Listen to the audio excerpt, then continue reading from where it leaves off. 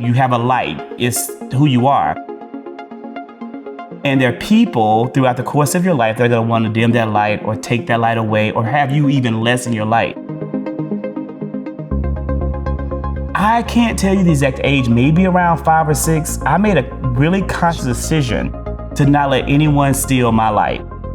And I was determined that I'm going to always shine, no matter what. So for me, that has always been a commitment that I've carried throughout my life, that no matter what happens, no matter how my difference may impact you or how you may feel about the things that make me different, make me special, or make me unique, you will not take away that light. My whole entire life has been hard. I was born in rural Mississippi. I grew up in a trailer to a single mom. My mom was 17 when she had me. And we made the best life that we could bring together. There's so many people out there who always talk about the absence of a father figure in the lives of some people and the absence of a man in the life of some boys. But my 3 mothers did more than enough to make me an amazing man. My great-grandmother, Elvira Watkins, lived until I was 23 years old.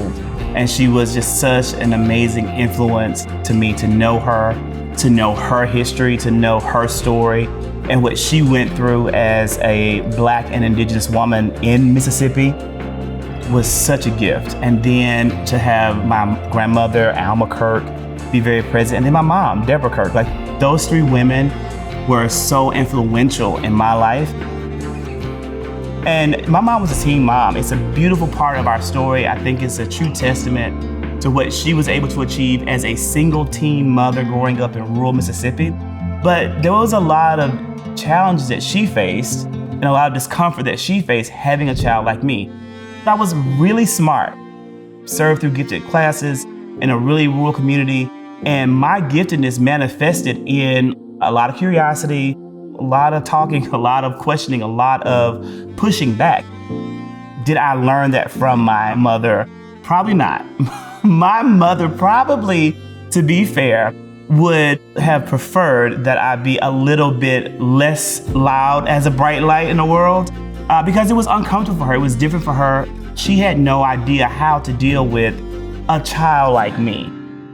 The things that made me different, that made me special, made me unique, that made me stand out, also made me a target, among many people. Being bullied is something that probably made me realize at a young age that I was different. Being called derogatory names that many gay men are called and then what they experienced that young definitely made me realize that I was different and made me make a decision quickly that it really didn't matter what you thought about me. So you can call me all the names you want to, it really did have a significant impact on me. I can say with all certainty that my light never dimmed, and my commitment to just being me for everyone around me, it never went away. It made me so much better as a person. I could change. I could try to act more like what other boys were acting like. I could do the things that maybe they would want other boys to do, but I made the decision that I wasn't going to. Like, I was going to be me. I've been a member of the United Methodist Church my entire life. We would go to church every first and third Sunday to a very small church that was a part of my family lineage for generations. My great-great-great-grandparents, I think, were instrumental in getting this church there. They made the decision to be members of the United Methodist Church as opposed to becoming like Baptists because of the role that the United Methodist Church played in the abolition of slavery. And that the founder of that church, John Wesley, was a noted abolitionist, and these are things that my ancestors knew and they were proud of. I was definitely raised with a strong relationship to having faith. So even though we went to church twice a month, we talked about God every day. We prayed together as a family. We looked at the circumstances of our life, what we were going through every day, and we related it to biblical stories and biblical texts. We related it to what is the highest version of ourselves that we could be based upon our faith. And so for me, that has been a strong, continuing thread throughout the course of my life. It won't go away. It's always going to go back to Jesus and the teachings of Jesus Christ and the authentic nature or the true things that he believed and what he did. Jesus Christ in the Bible was an activist. He was an advocate. He was someone who was fighting for change. He was doing great work in this world, and real Christians are called to be like that. And I use that kind of as like a guiding light for me and a motivation for me to do some of the advocacy that I do. Because it's really hard to be an advocate. It's really hard to be someone who is fighting for social change. And it's a long, hard road where you really will never see real success, because success won't come in your lifetime. Like it didn't come in the lifetime of Jesus Christ. But look at the legacy he's left for the world today and how those teachings endure. That's kind of how it goes for all of us who are in the work of advocacy and who are in the work of activism, trying to make the world a better place, not for us, but for generations that are yet unborn. I believe that heaven and hell surpasses our human understanding. And that comes from my mother, because I used to ask her a million questions when I was a child, and she would literally say, "Only God knows, so stop asking me." And in my little brain, I took that to mean, oh, well, this is bigger than what I can understand, or my mom, because we're humans, but God is bigger than us, so I don't have to even worry about that. Everything is completely connected. It's all meant to be. Some people really search for that meaning in experiences, and some people just don't. But I also believe that in that process, there are people like me who understand that, who talk about it, who can then help them start to see the connections between these events. I lost 2 immediate family members back to back and have had to reconcile that moving forward. And the one thing that really grounded me through that experience has been my faith and has been understanding how God works in the world. And as hard as it was to lose my mom, and as hard as it was to lose my oldest niece at 21, it's the realization that everyone is here for a small period of time. It's a finite journey that goes forward into then an infinite existence beyond the earth. And even though we don't know what that entails, I know it's real. I know it happens. And it gives me a lot of comfort. Everything that they were meant to do, they did. And I am hopeful that everything I'm meant to do, I will be able to also do in the time that I'm here. And that guides me. That's my North Star. That's what motivates me and keeps me encouraged as I do some of the work that I do. Life is a gift, and my life should be a gift to other people. And so my mom's life was a gift to me. My niece's life was a gift to me. And it was a gift that was on loan from God that was returned to sender, as it should have been, because that journey came to an end. So much of what we're seeing in this moment of our life is based upon a lack of faith, but people still need that. Like, it's a part of your human nature. Like, you need something to hold on to, and unfortunately, people are holding on to some things that are not positive.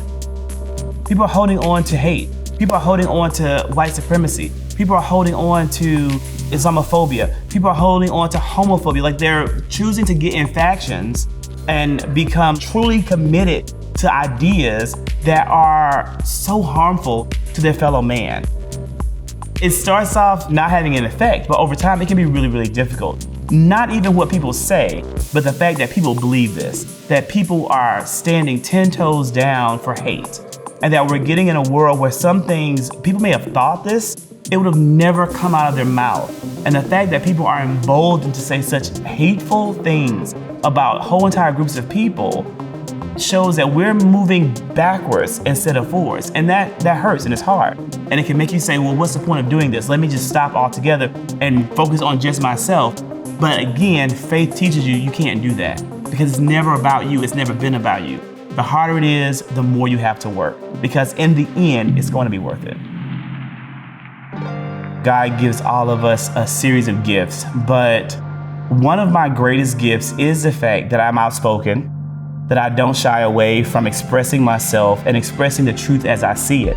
I don't feel as though I've ever struggled with my sexuality, because my sexuality is such a part of me. Just like, it's not a struggle for me to be black. It's not a struggle for me to be gay. It's not a struggle because it's just who I am. I also don't think I've allowed society to make me feel a certain way about any of these things. We talked about God every day in my family. We read the Bible together. I read the Bible for myself. I know what the Bible says. Like, I know the words of Jesus Christ. I know the teachings of the Apostle Paul. I know who said what. I know who believes what. And I had no doubt that who I am is who God made me. And what I am is what God wants me to be. And as long as I live that, I'm doing exactly what God has put me on earth to do.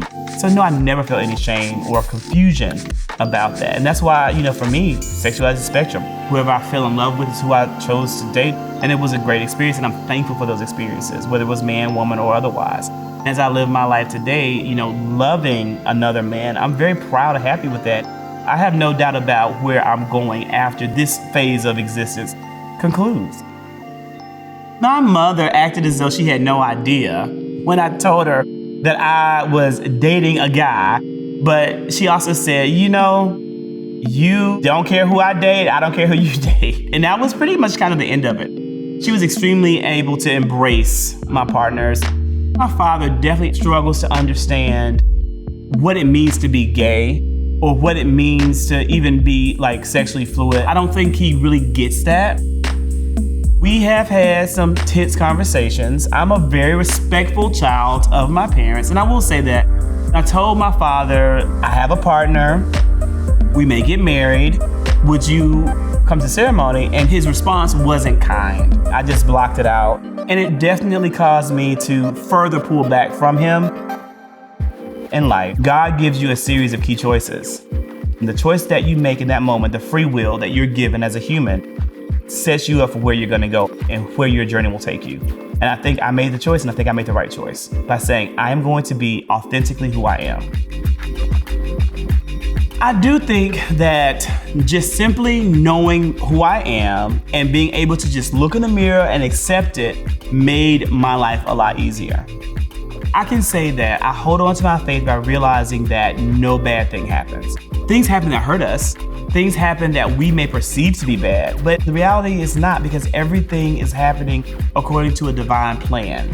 And we do have some free will and some free choice in how we respond to things on that plan, but ultimately it's all going to serve a greater good. And that no matter what happens in the world, how bad it seems, how awful an election result may be, in the end, we're going to be better for it. Society will be better, civilization will be better.